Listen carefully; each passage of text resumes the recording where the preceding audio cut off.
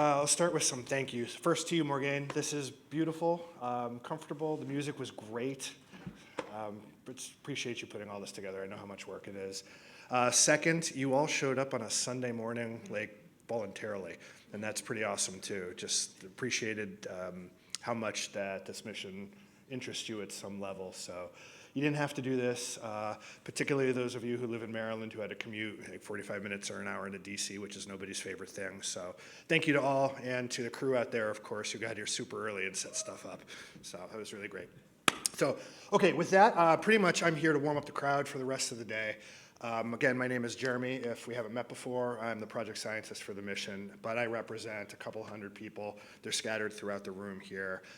I get to do this stuff a lot, but there are so many other people doing amazing things behind the scenes. I really encourage you to not talk to me and to talk to them, because they're way more interesting. All right, sorry, I wander when I talk. Morgan asked that I do a little bit of a history lesson just to start this off. Some of it is really just for context here. We're talking about a launch that was, a couple of months ago, but the reality is, if you're not familiar with this mission, really this is something that's been happening for almost 25 years. So a quarter century to get to this point where we actually have data on the street here. And so this family tree just kind of gives you some ideas of how long these things take. Really, we were standing on the shoulders of giants, and I say we, I was a young lad working for the people who actually did all of this work. But back when the idea of a PACE-like object began, we really only had CWIF's Modus Terra and Miser and a couple of other international missions. So there wasn't really this concept of where we live now, which is this consumer market of amazing things. And all this is really doing is cycling through the fact that there were studies after studies after studies that went into this. There was a decadal survey that came out in 2007 that led to the precursor ideas of PACE. It was called ACE. That was actually the reason we have our acronym. They cleverly changed the pre to Plankton. Not even phytoplankton, just plankton. But the original concept of ACE was to have 4 instruments. It was basically going to have a radar, a LiDAR, a polarimeter, and an ocean carbon radiometer. And what they ended up doing around 2010, 2011 at headquarters is deciding that the maturity of those 4 instruments was different enough that they should split off the polarimetry with the ocean radiometer, and that is effectively what became PACE. So that happened. We formed a science team. And then in 2014, we became a real mission. That was December of 2014. So right now, we're celebrating pretty much the 10th anniversary of the actual realization of PACE on paper. So you fast forward 9 years here, and what did we enjoy? A 1 month-long government shutdown. We were canceled 4 times on the White House budget. There were a ton of community science teams. We're incredibly grateful for that. Thank you. We now have an early adopter and applications program, without which none of you would be sitting here today. If I understand correctly, we were pretty much the earliest in the mission life cycle to create such a program, which is really remarkable. So I don't think Natasha's here, but we have Aaron, Natasha, and Morgan and Joel Scott all had roles and all of that, which was really remarkable. Oops. Then there were senior leadership changes, all kinds of technical requirements that crept up on us that we weren't expecting. I broke in Prism. If you see anybody from the HARP-2 team, ask them about that. That happened 6 months before they were supposed to deliver and somehow found a way to recover.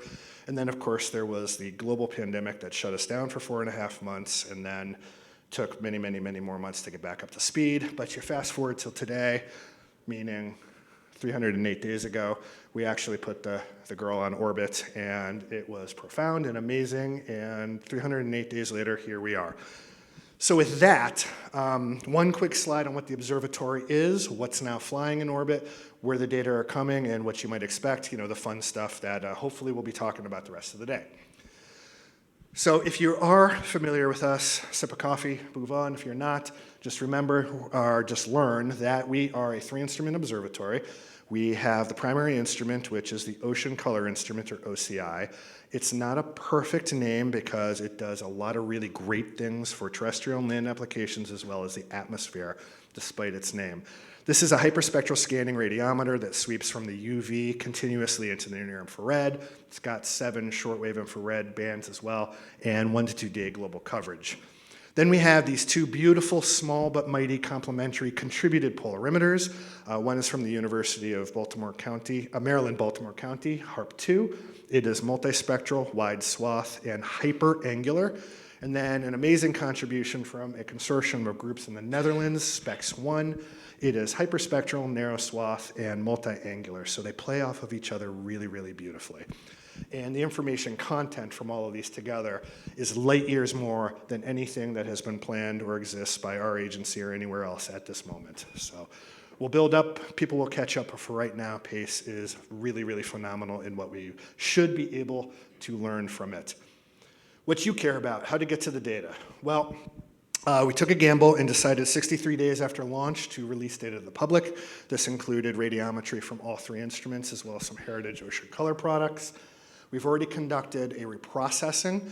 That was in July of this year, where we used first on-orbit calibrations. Second wave of products were released, including surface reflectances and terrestrial vegetation indices. You'll note from our acronym, there is no L for land. We should be place at this point, or plate or something like that. And right now, we are in the middle of a 3rd reprocessing. SPEX-1 has been completed. OCI should be sometime this week. This will make first use of system vicarious calibration. If you're not familiar with that, come and find one of us and we can tell you what it is. And we're expecting a new release of data products as well, including some aerosol products for the first time. So where we want to go and what the promise of the mission is pretty much top to bottom, from the top of the atmosphere all the way to the bottom of the bottom of the sunlit ocean. So of course, we're just photon collectors, right? So we're not sending any kind of active signal down. So everything we see is what that photon has touched in its journey from the sun to the earth and then back to us. So starting at the top, aerosol products, microphysical properties, layers, and so forth. Same for clouds, cloud optical depth, cloud microphysical properties, as well as cloud thermodynamic properties. So kind of soup to nuts in the atmosphere. Then, of course, once we get through the atmosphere, and as an oceanographer, that's my favorite part of this process, and I'm looking at you, Andy, we get to the ocean, where we're starting to look at the spectral color of the ocean, the reflectances, and we think we can do some really innovative things with this as well, too, such as getting to microphysical properties that we can't do right now, getting to, say, refractive indices or oil slick detection with polarimetry.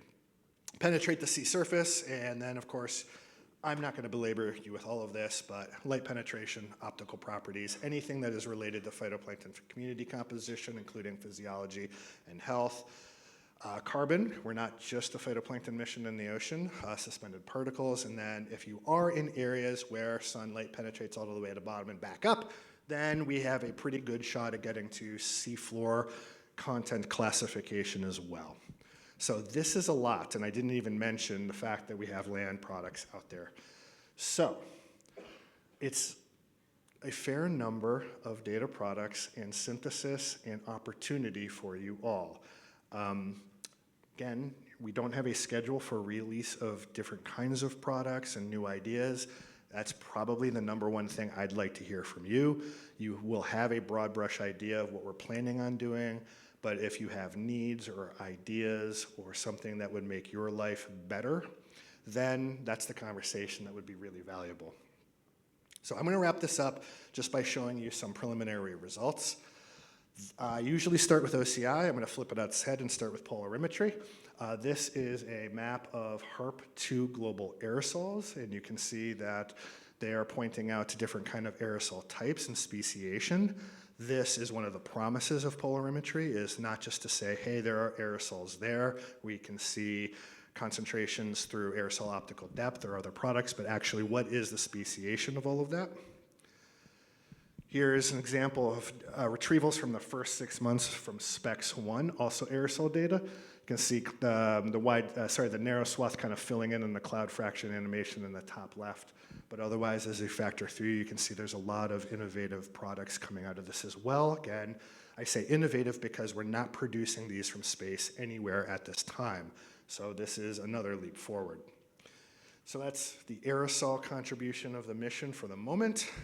Getting down to the surface, this is courtesy of Fred, who is in the back of the room over there. Terrestrial vegetation indices. Is it moving? Is it moving? Now it's moving. So time series of a number of different advanced pigment indices, which was one of the most rewarding surprises of the mission in its first 6 months. This is not something we were expecting to be able to do. And fortunately, we have great community members like yourselves in the audience who put this all together. And for that, we're very grateful because it's very exciting and it's a really nice early win. And it is a beautiful pathfinder for a lot of other missions as well. And then we get to the promise of PACE, and that is generally, from its inception, distributions of different phytoplankton communities, and this is fairly hot off the press. What we're looking at is the Atlantic Ocean, north and south, and the different colors represent the relative dominance of 3 different communities, but these are the small guys. So you have Senecacoccus, Chlorococcus, and Pico-eukaryotes in the various colors, and you can see them back there. But several months of transition and Moana algorithm, there will be others, but the fact that we're able to do this for the first time pretty much out of the box is really remarkable. So just having all of this together has been really nice to see. It makes the 25 years work worth it, and what really is going to make it worth it is what you all do with it. So with that, I'm going to just kind of end with one last animation regarding data products, because I used the word opportunity before, and I think that's really important because, again, what we're interested in here is what the possibilities are moving forward. And this is a visualization that you'll probably see a few times from NASA over the course of this week. And it is the idea of what you can do when you take multiple assets and put them together. So you have SWAT doing sea surface height anomalies. You have PACE doing the Moana retrievals. And again, we're not breaking ground in terms of oceanography people were doing in the 40s. Yes, when there is a cyclonic eddy, cold water brings nutrients to the surface and the phytoplankton blooms. We know that, but we've never seen it synoptically on global scales. And I think that's where the real beauty of all of this comes together. Okay, so I will leave you with the last 2 slides informational. I don't want to make it sound like we're doing everything perfectly yet. Again, we're 300 days into this mission, and again, there is a lot to be learned. So there are imperfections in the data. We're going to own that. We're going to share that. This is one website where you can get an idea of what's going on with all 3 instruments, things that you might want to be aware of, conscientious of, things you might want to beware of.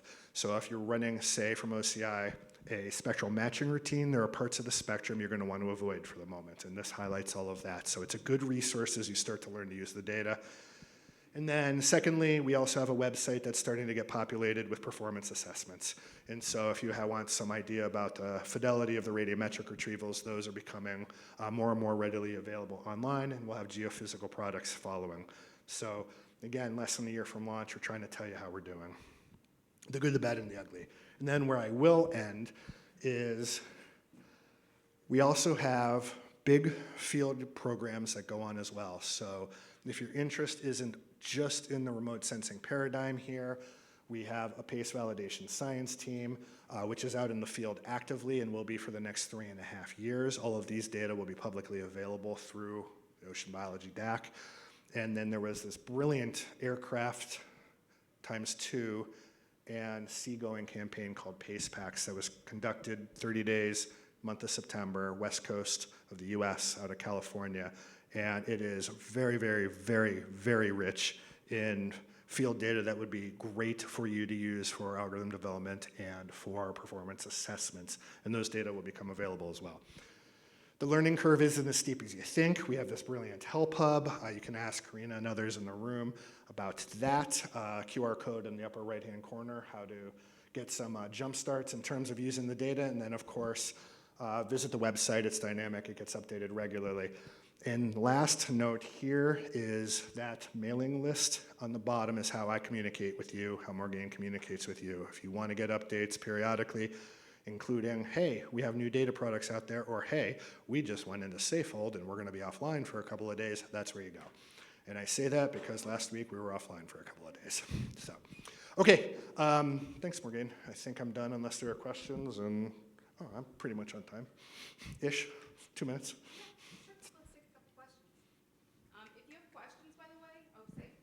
No, don't clap. That's fine. It's the Bloody Mary talking. Yeah. So if you have questions, you can go to the microphones in the back, or if you want to project, you can do that as well. Does anybody have any questions? You've all seen these. I mean, most of you have probably seen these 15 or 20 times at this point.